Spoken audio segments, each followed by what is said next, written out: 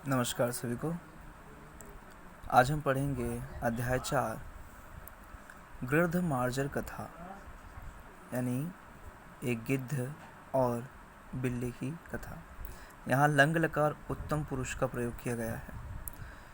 आपको बताया था कि लंग लकार भूतकाल होता है और 3 पुरुषों में, प्रथम पुरुष, मध्यम पुरुष और उत्तम पुरुष में चलता है। एक तालिका बनाकर मैंने आपको उसको विस्तार से समझाया था। आज फिर इसका प्रयोग हम लोग सीखेंगे और अच्छे से समझेंगे। एक वचन उत्तम पुरुष में यहाँ धातु वद है। अहम अवदम, मैंने बोला।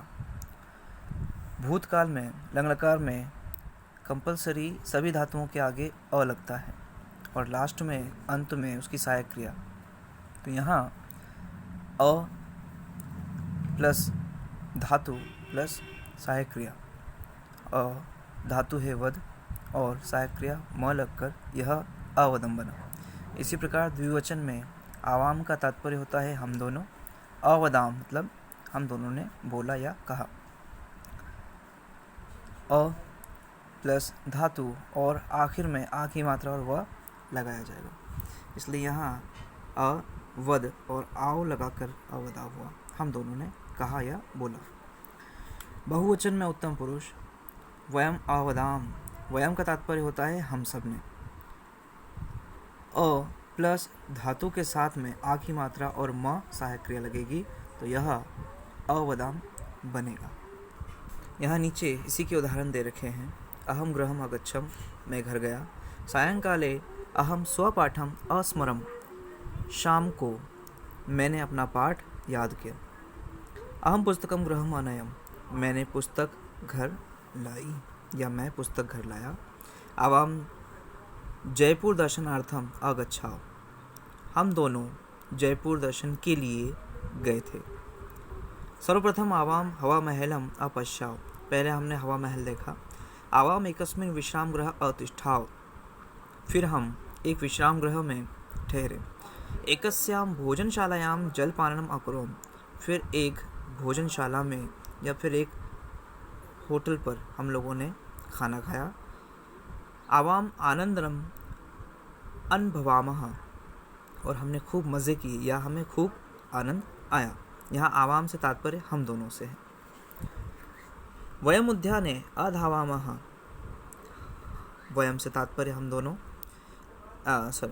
वयम से तात्पर्य हम सब ने बगीचे में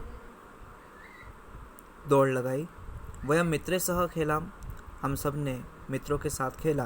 वयम पादकंदुकेन अखेला, हम सभी ने गेंद के साथ, पादकंदुक मतलब होता है फुटबॉल के साथ खेला। वयम सर्वाणी मित्राणि मिलित्वा क्रीडा क्षेत्रे अनृत्याम, हम सभी मित्रों ने मिलकर, मिलित्वा मतलब होता है मिलकर, क्रीडा क्षेत्र खेल के मैदान में खूब सा नाच किया। तत्पश्चात वयम पितृयम गृहम आगच्छामः, उसके बाद हम अपने माता पिता के साथ घर चले आए। अगला देखिए, गृध्र मार्जार कथा, गिद्ध और बिल्ली की कथा। ह्यः वयम अम्बया सह भ्रमणाय समुद्र तटम आगच्छाम, कल मैं अपनी माता के साथ समुद्र के तट पर घूमने गया था। तत्र नालिकेलस्य जलम अपीबाम आम्राम अखादाम जले अस्नाम उद्याने च अभ्रमाम, फिर वहाँ जल पिया, आम को खाए, जल में स्नान किया और उद्यान में हम लोगों ने टहला। यदा अहम समुद्रम अपश्यम तदेव माता अवदम, जब मैं समुद्र की ओर देख रहा था तब मेरी माता ने कहा, यूयम कथाम अकथय, क्या तुम कोई कहानी सुनाओगे? नवीन अवदत त्वमेव कथय, माता आप ही सुनाइए। माता अवदत अद्य अहम गृध्र मार्जार कथा वदामि, तो आज मैं तुम्हें एक गिद्ध और बिल्ली की कहानी सुनाती हूँ। यूयम ध्यानेन शृणुतु, तुम सब ध्यान से सुनो। एकस्मिन् वृक्षे एकः वृद्धः गृध्रः अवसत, एक पेड़ पर एक बूढ़ा गिद्ध निवास करता था। अवसत का तात्पर्य होता है रहता था या निवास करता था। अन्ये खगाः तस्मै स्वाहारात् किंचित यच्छन्ति स्म, और बाकी जितने भी पक्षी हैं वे उन्हें कुछ न कुछ खाने के लिए दिया करते थे। गृध्र अपि खगशिशूनां रक्षणम् अकरोत्, वह गिद्ध भी उन पक्षियों के बच्चों की रक्षा किया करता था। एकदा चतुर्मार्जार खग शिशुनः खादितुं तत्र आगच्छत्। एक बार एक चालाक बिल्ला पक्षियों के बच्चों को खाने के लिए वहाँ आता है। मार्जारं दृष्ट्वा गद्द अपृच्छत्। बिल्ले को देखकर गिद्ध पूछता है, तुम अत्र किमर्थम आगच्छ? तुम यहाँ किस लिए आए हो? आगच्छ मतलब आया या आना। अत्र पक्षी शावकः निवसन्ति अतः दूरं गच्छ। यहाँ पर तो पक्षियों के शावक यानी बच्चे रहते हैं या जोड़े रहते हैं, इसलिए तुम यहाँ से दूर चले जाओ। मार्जरा अवदत्। बिल्ला कहता है, अहम पक्षी शावका नाम न मारिष्यामि। मैं पक्षियों के बच्चों को नहीं मारूंगा। नित्यम गंगाया स्नात्वा अहिंसा व्रतम पालयामि। मैं रोज़ गंगा में स्नान करके अहिंसा व्रत का पालन करता हूँ। भवान अपि धर्मपरायण अस्ति, और आप भी मुझे धर्मपरायण लगते हो। अतएव धर्मवार्तां श्रोतुम अत्र आगता अस्मि। इसलिए मैं धर्म की वार्ता सुनने के लिए यहाँ आया हूँ। अस्मि मतलब होता है हूँ। मार्जारस्य वचनं श्रुत्वा गृद्धस्य मनसि विश्वासः जातः। बिल्ले के कथन को सुनकर गिद्ध का जो विश्वास है वह चला गया, यानी गिद्ध ने उस पर विश्वास कर लिया। ततः मांसलोभी मार्जारः प्रतिदिनं छलेन खग शिशुनः कोटरं नीत्वा आखादत्। इसलिए मांस के लोभी बिल्ले ने प्रतिदिन छल से पक्षियों के शिशुओं को कोटर मतलब एक बिल में ले जाकर खाने लगा।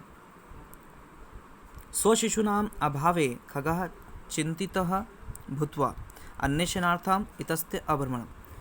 अपने बच्चों को न पाकर सारे पक्षी इधर उधर उन्हें ढूंढने के लिए घूमते रहे।